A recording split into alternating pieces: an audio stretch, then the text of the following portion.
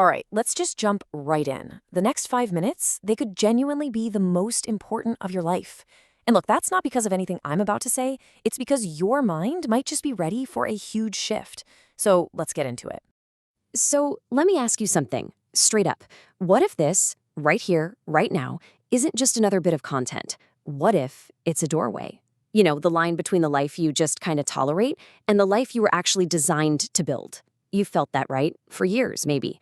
That little nagging feeling that something's not quite finished. You know, Napoleon Hill, he just nailed this. He said most of us, well, we just drift. We think we have all the time in the world, that change will just kind of happen eventually. But here's the thing, there's always that one day, that one moment where your next move either takes you to a whole new level or it just locks you into the same old loop. And I believe for you, that day is today. And that brings us to this fundamental choice. It's like a silent war going on inside you every single day. The war between just drifting along and actually taking command. Okay, so let's break this down because the contrast is just huge. On one side, you've got drift. And let's be honest, that's the enemy. It's that slow, quiet decay of your ambition. It's just reacting to bills, to what other people think, to your own fears. But then you have command. And that is the turning point. That's a life of creation. It's you declaring your future. It's you becoming the master of your own destiny. So the big question is, how do you make that jump? How do you go from drifting to commanding? Well, it all starts with one thing. The very first, and honestly, the most powerful tool you have, the power of a definite decision.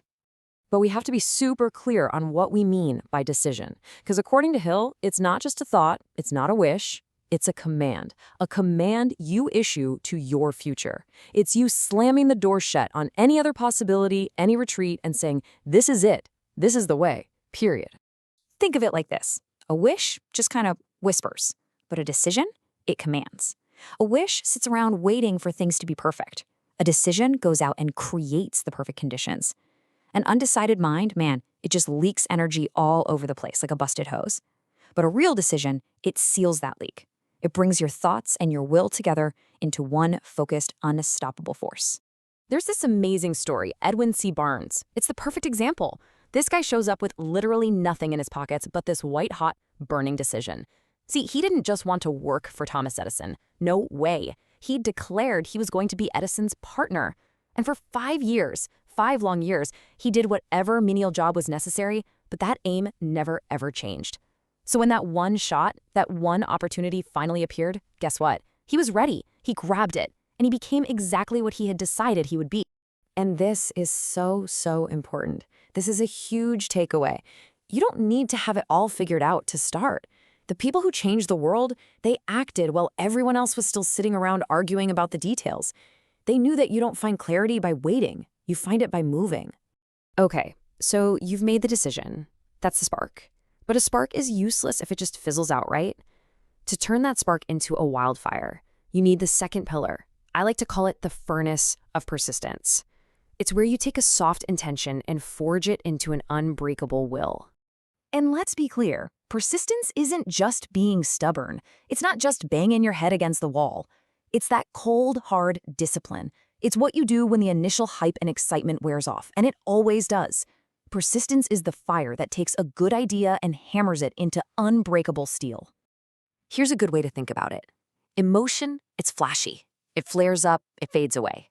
It's basically a slave to whatever is happening around you. But will is different. It's like the sun. It just endures. Will is the ruler of your circumstances. It doesn't look for the easy way out. In fact, it actually gets stronger when things get tough. The Henry Ford story is just perfect for this. His own engineers, the experts, told him flat out, the V8 engine is impossible. They said all the laws of mechanics proved it couldn't be done. And his reply? So simple. Build it anyway. And he just kept repeating that order. Build it anyway, until the impossible was built. That, right there, is will in action. So, okay, how do you actually build a will like that? The answer is repetition. I know, the world calls that boring, tedious work. But the wise, they know it's creation in progress.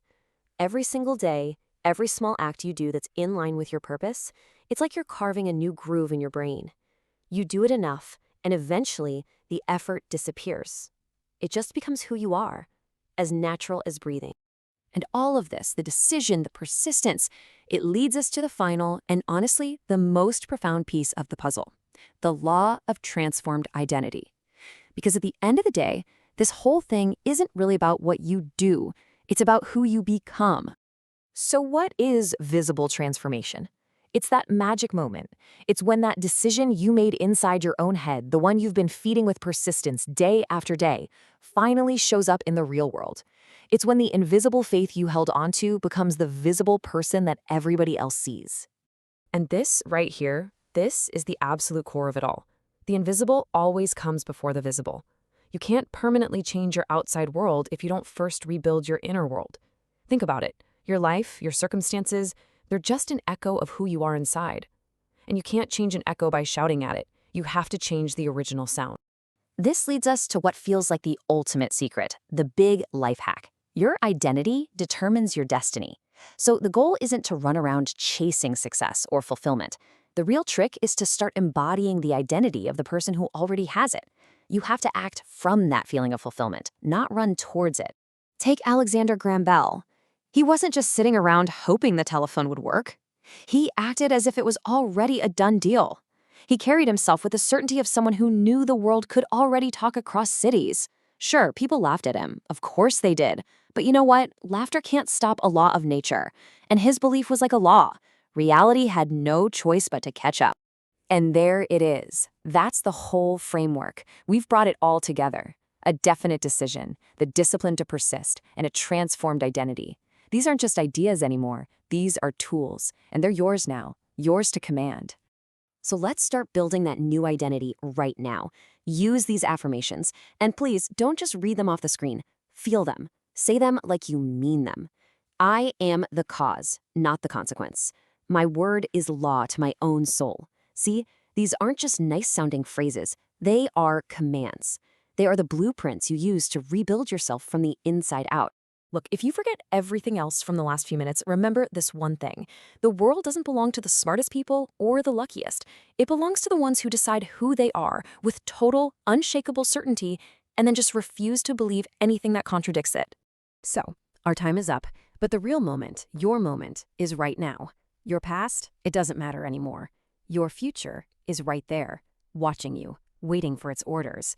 So I'll ask you one last time, what will you command?